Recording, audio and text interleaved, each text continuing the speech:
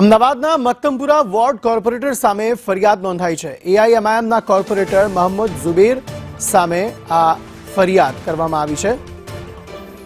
મોહમ્મદ ઝુબેરને ત્રીજું સંતાન થતા મનપામાં ફરિયાદ કરાઈ છે। કશ્યપ જોશી વધુ માહિતી આપી રહ્યા છે। કશ્યપ, જણાવશો શું વધુ વિગતો? મક્તમપુરા વોર્ડના એમઆઈએમના કોર્પોરેટર મોહમ્મદ ઝુબેરની સામે અમદાવાદ મ્યુનિસિપલ કોર્પોરેશનમાં સેક્રેટરીને ફરિયાદ કરવામાં આવી છે। આ લેખિત ફરિયાદમાં ઉલ્લેખ કરવામાં આવ્યો છે કે મોહમ્મદ ઝુબેર છે તેને ત્રીજું સંતાન હવે થયું છે।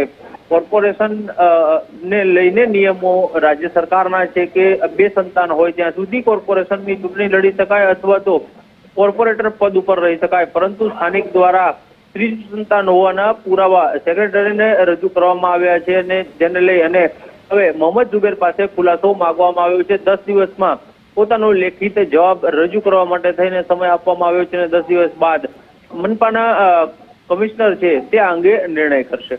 આભાર સમગ્ર માહિતી આપવા માટે।